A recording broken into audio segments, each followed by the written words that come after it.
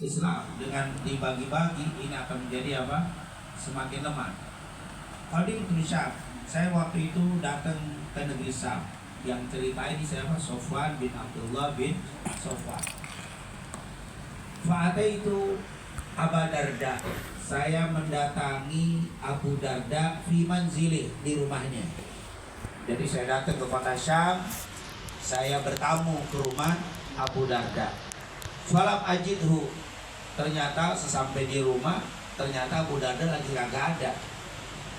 Fawajatu Umma Darda, yang saya dapetin ternyata di situ cuman siapa? Ummu Darda. Jadi dia pengen bertamu, ketemu sama Abu Darda, tapi Abu Dardanya lagi nggak ada. Yang ada adalah Ummu Darda. Sebenarnya Abu Darda ini sahabat Nabi yang namanya itu ada yang mengatakan Amir ibn Malik, ada yang mengatakan Uwaimir ibn Malik. Ya, antara Amir dan Uwaimir, tapi lebih dikenal dengan Abu Darda. Dan Amir atau Uwaimir ibn Malik atau yang dikenal Abu Darda ini sahabat Nabi yang sudah kita tahu ceritanya sangat panjang. Intinya beliau ini termasuk pakar dalam ilmu fikih, Abu Darda, dan termasuk golongan sahabat yang diulamakan. Berarti bukan sahabat biasa, sahabat yang apa? Ulama besar. Beliau istrinya dipanggilnya Ummu Darda. Nama aslinya ya, ini cerita Ummu Darda ada dua. Beliau punya istri Ummu Darda Al-Kubra namanya. Nah, Ummu Darda Al-Kubra artinya istrinya yang tua. Namanya Huwaibirah. Ada mengatakan namanya Huwaibirah. Jadi dia nikah dengan Huwaibirah. Yang Huwaibirah dipanggilnya Ummu Darda. Sama orang sekarang. Namanya siapa nih? Si Ahmad misalkan. Diangkat jadi RT, dipanggil lah apa? Pak RT. Istrinya Bu RT, namanya bukan asli Bu RT, namanya Bu siapa itu? Oh, pokoknya ibu, tapi udah begitu, udah dipanggil jadi apa? Jadi Bu RT. Dan itu hal yang biasa. Kan ada tuh saudara kita yang di sono, itu termasuk dosa besar katanya, mengganti nama. Yang namanya Susi kenapa jadi Bu RT katanya? Udah di dosa besar begitu doang. Kagak dosa, masa dosa? Itu emang udah panggilan. Karena suaminya RW, maka Bu RW. Suaminya lurah, itu Bu lurah, itu udah biasa. Suaminya Abu Darda dipanggilnya ya Ummu Darda, itu udah biasa dipanggil begitu. Nah ini saudara kita emang kadang-kadang apa, kaku juga. Jangankan itu, suami manggil istrinya kakak aja jadi haram. Kenapa? Berarti nggak boleh berhubungan. Kakak sama adik kan jadi mahram. Kalau berhubungan jadi zina. Jadi kalau manggil istrinya Dek, wah berarti haram tuh. Berarti menganggap istrinya jadi adiknya, jadi mahram. Jadi berhubungan dosa. Kacau di bahasanya. Istrinya manggil suaminya apa? Bang, wah haram tuh. Kenapa? Masa suami dijadikan apa? Abang, abang kan nama adik nggak boleh berhubungan. Wah, modelnya ada aja tuh yang model begitu. Ada tuh pengajian begitu. Alhamdulillah sih mukanya nggak kayak antum. Mukanya beda, kelihatannya muka-muka lain, muka-muka ahli sunnah ini beda. Itu begitu pengajian. Galak-galak, makanya susah masuk surga. Karena berat banget.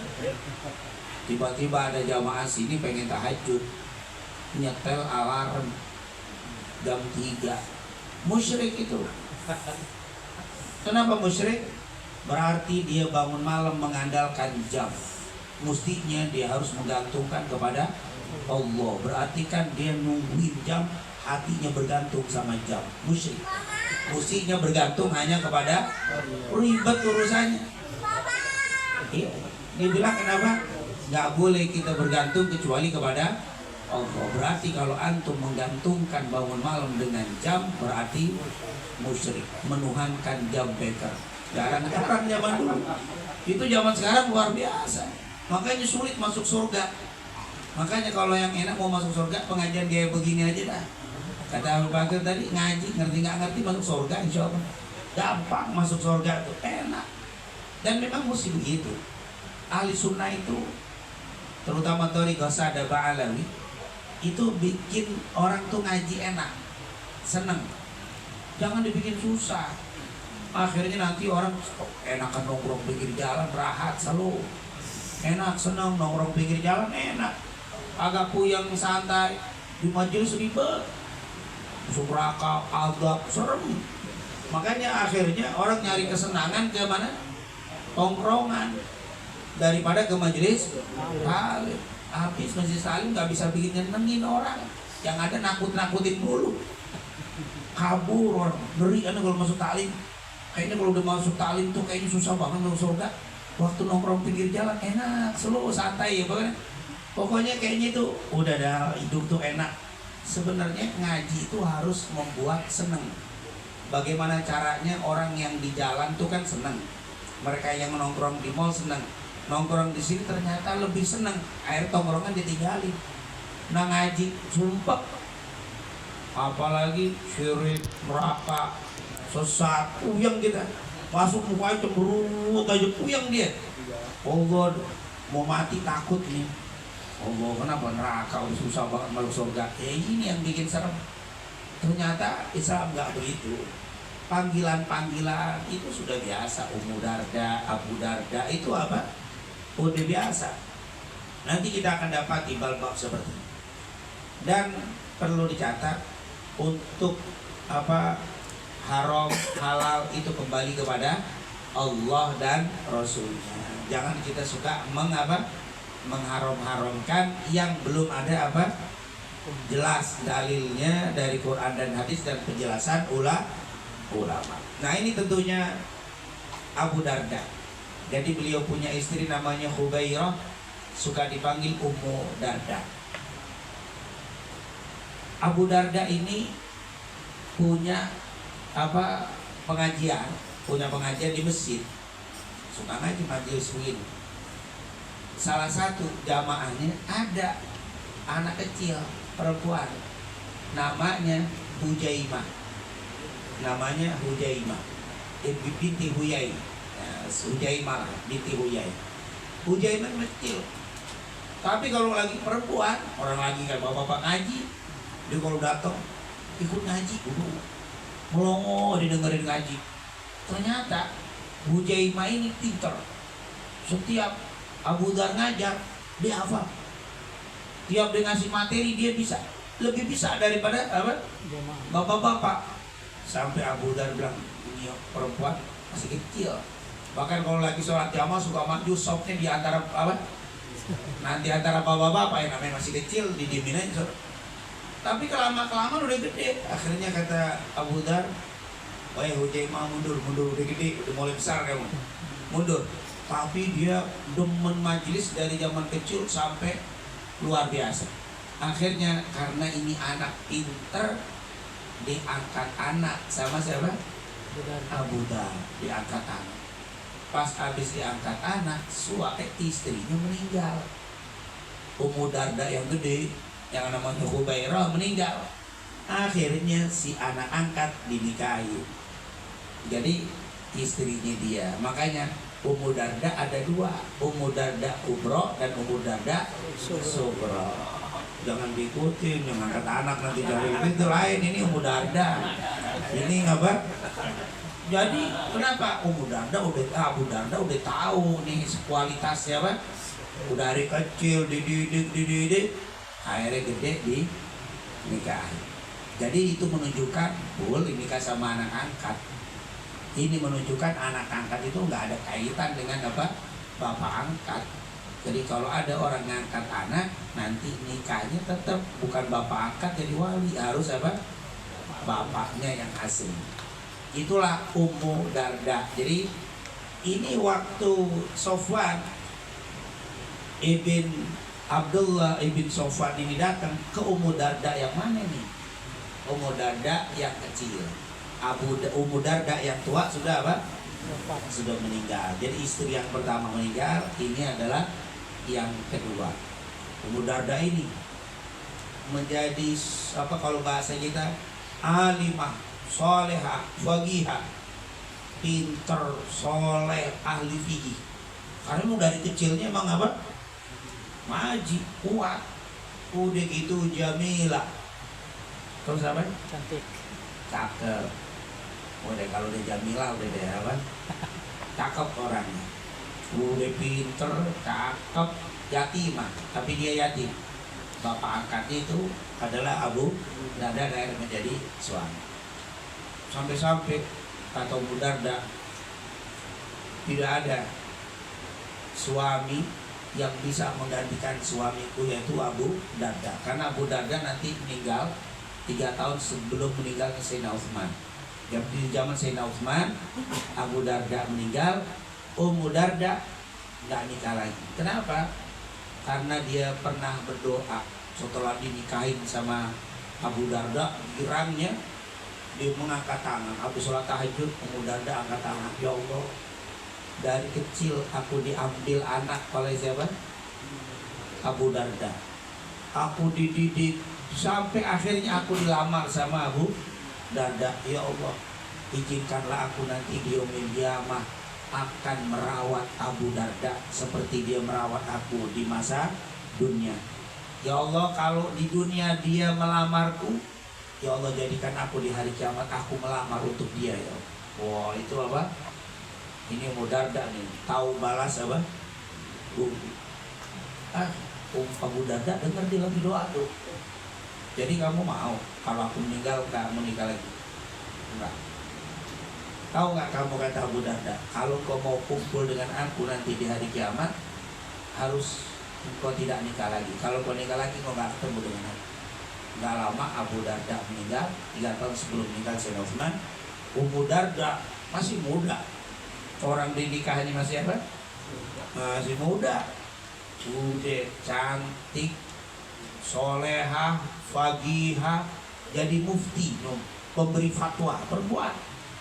Bahkan salah satu raja dari Bani Umayyah, Abdul Malik bin Marwan, ngajinya sama dia. Raja ngaji tiap hari, ngaji di situ. Kalau dia ngaji duduk sini, dia duduk di pojok nanya. Raja ngaji sama dia, saking pinternya. Mau kiroat mau apa, seperti Abu Darda pinternya dari kecil. Oh, tertarik banyak orang. Udah cantik, pinter, melamar. Siapa? Muawiyah. Muawiyah raja. Muawiyah nanti punya anak siapa? Yazid. Itu Muawiyah itu meninggal tahun 60 Hijriah. Dia datang melamar siapa? Raja yang melamar. Dia bilang kan, saya tidak akan terima, saya akan mati sampai dalam keadaan apa? Apa tuh? Janda ya. Saya tidak akan menikah karena saya pengen ketemu dengan siapa? Abu Darda. Dilamar nggak diterima. Setelah Muawiyah masih muda, dilamar nggak diterima sampai 40 tahun. Menjanda 40 tahun dan akhirnya meninggal dalam keadaan apa? Tidak menikah lagi. Ini adalah Ummu Darda. Nggak tahu. Minggu ada yang model begitu ya. Yang model udah janji sama suami meninggal dilamar sama raja kagak mau. Mana rasa goyang. Dilamar mama RT yang lamar lagi goyang. Terus kelas itu. RT ini saya, oh RT ini gimana? Tahu ini jangankan kelas raja yang dimakan. Oh itulah apa? Nah itulah akhirnya timbul perbedaan di antara ulama. Kalau ada suami meninggal, istri nih kalau nikah lagi, apakah kumpul di surga ini sama siapa nih? Sama suami pertama apa suami kedua? Itu terjadi perbedaan. Sebagian ulama dia akan berkumpul dengan suami terakhirnya. Suami terakhir siapa nih? Maka dia nanti di surga bersama dia. Ada yang mengatakan enggak, di suami yang pertama. Suami pertamanya, mau kedua, ketiga dia enggak pertama. Tapi ada juga mengatakan suami yang sederajat dengan dia. Jadi dia ini perempuan soleha, nikah sama orang pertama biasa, orang kedua soleha, yang ketiga biasa, maka dia akan kumpul dengan yang sederajat, yang soleh. Nah, itu pendapat. Tapi yang mengatakan dia nikah, dia kumpul di surga bersama dengan yang terakhir, perkataan Abu Darda. Kalau kau mau denganku jangan nikah lagi, biar kumpul dengan aku. Itu pegangan dalil yang mengatakan seperti itu. Tapi kalau istri meninggal, suami nikah lagi, nah lagi kumpul sama siapa? Semua kumpulin kan. Saat kumpulin gitu kan, memang beda. Kalau yang perempuan apa? Udah kan, jangan lupa sepapir udah mahal. Tapi ini soal berkaitan dengan Abu Darda. Singkat cerita, akhirnya Ummu Darda, karena ketemunya sama Abu Darda nggak ada.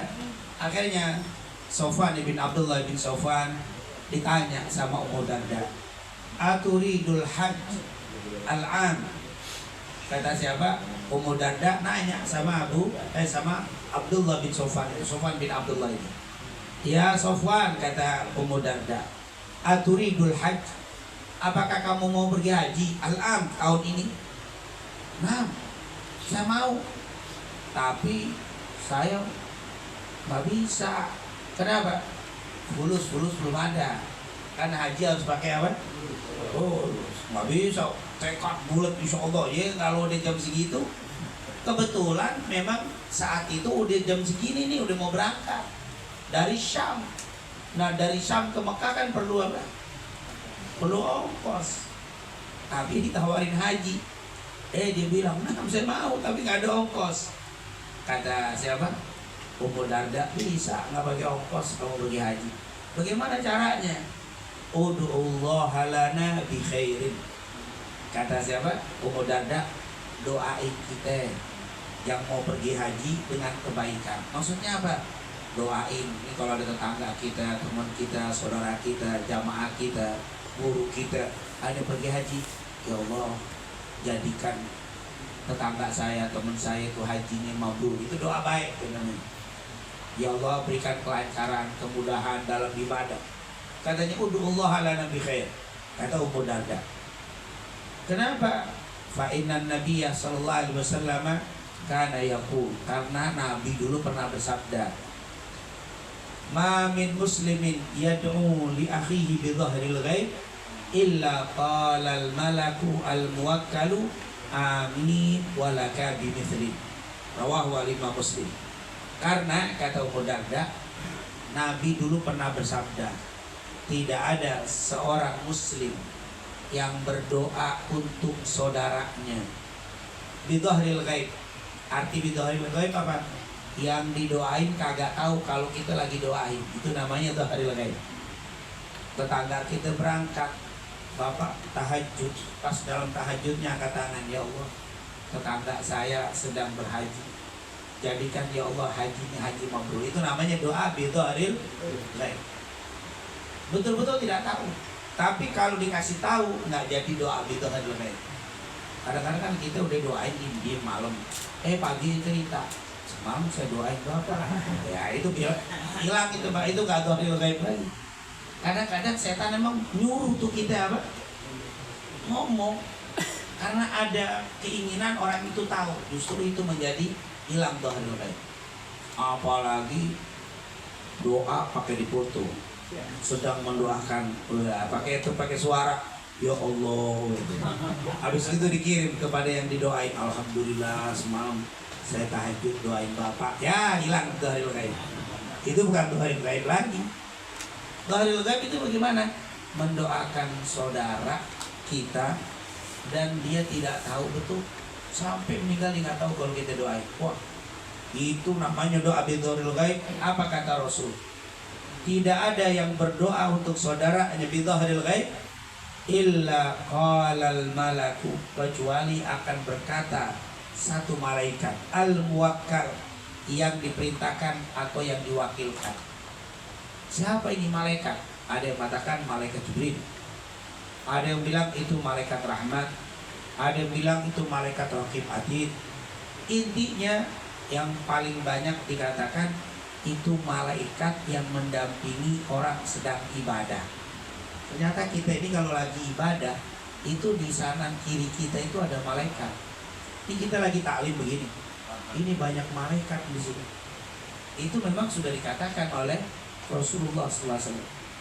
Beda ketika kita maksiat, di sebelahnya bukan malaikat, tapi siapa? Setan yang di sebelah kita. Tapi kalau kita lagi zikir, malaikat ada di sebelah kita. Lagi taklim, oh ini malaikat banyak. Hadis Rasulullah SAW. Jadi malaikat yang ngedeketin kita, kalau kita lagi zikir, dia duduk, dia tenang, makanya dia duduk sebelah kita, duduk malaikat. Tapi kalau kita lagi berdoa untuk saudara kita yang dia tidak tahu kalau kita doain, malaikat langsung angkat tangan sambil mengatakan apa? Amin, amin, doanya amin, amin, terus semoga engkau mendapatkan apa yang dia dapat. Berarti misalkan, ya Allah, tetangga saya yang sedang haji, tolong jadikan hajinya ya Allah sebagai haji yang mabrur. Apa kata malaikat? Amin, dan untukmu mendapatkan pahala seperti yang diterima saudaramu. Insya Allah engkau pun dapat pahala mabrur. Nggak pakai haji tapi jadi apa? Haji. Subhanallah. Ada orang yang duduk di tempat ini dapat pahala haji. Ada orang yang duduk di dalam rumah, di dalam kamar dapat pahala haji. Kapan? Saat dia di malam hari, di saat sepi, dia angkat tangannya, ya Allah, jadikanlah saudaraku, tetanggaku yang berhaji itu sebagai haji yang mabrur. Malaikat bilang apa? Amin, ya Allah kabulkan. Ini yang ngaminin kita malaikat. Nggak cuma ngaminin doang. Doa, dia doa, ya Allah kabulkan dan jadikan juga ya Allah orang ini mendapatkan pahala seperti orang yang didoakan. Kalau dia mabrur, jadikan dia mabrur juga ya Allah. Ya Allah, ini kira-kira gampang atau susah doain orang? Doain orang kira-kira susah apa gampang? Kayaknya lemas udah pada ngantuk. Gampang bagi yang punya hati bersih, susah bagi orang yang punya hatinya kotor. Boro-boro kalau hati kotor, boro-boro doain. Orang ngaji aja, saudara dia paling kesini utang. Oh, bukannya dia bersyukur, tapi dia kayaknya pegel sama orang ngaji. Paling diajiin orang. Belum tentu nyampe, paling kena apa? Ada gitu. Kayaknya nggak demen banget orang pergi haji, berarti hatinya kotor tuh. Hatinya, tapi kalau hatinya bersih, tetangga pergi haji, jamaah ada yang pergi haji, alhamdulillah ya Allah, girang kita dengarnya. Jamaah kita ada yang pergi haji, girang. Wah ini orang hatinya bersih. Pas dia berangkat tahajud ya atau sholat, habis sholat subuh angkat tangan, ya Allah, baru semalam jamaah teman kita berangkat haji, Allah jadikan hajinya mabrur. Ini orang hatinya bersih. Orang yang hatinya bersih ini adalah orang yang beriman. Orang yang beriman mencintai saudaranya seperti mencintai, la yu'minu ahadukum hatta yuhibba li akhihi ma yuhibbu li nafsihi. Oh, ini kelas berat. Apalagi doainya kagak diketahui. Nggak tahu, kalau tahu gampang. Doa di depan orang yang punya hajat biasa, tapi mendoakan orang yang punya hajat dan dia tidak tahu, ini yang luar biasa. Insya Allah dengan majelis sholawat, majelis zikir, Allah bersihkan hati kita semuanya. Allah jadikan hati ini penuh dengan kecintaan dengan saudara kita. Dan semoga kita selalu berbahagia dengan kebahagiaan yang diterima jamaah kita. Kita ikut bersedih ketika ada saudara kita yang terkena musibah. Dan semoga Allah ringankan bagi kita untuk mendoakan saudara-saudara kita bidzahiril ghaib, sehingga kita semua mendapatkan apa yang Allah berikan kepada mereka semuanya. Ala hadiniya wa ila hadratin Nabi Muhammadin sallallahu alaihi wasallam bisirril Fatihah.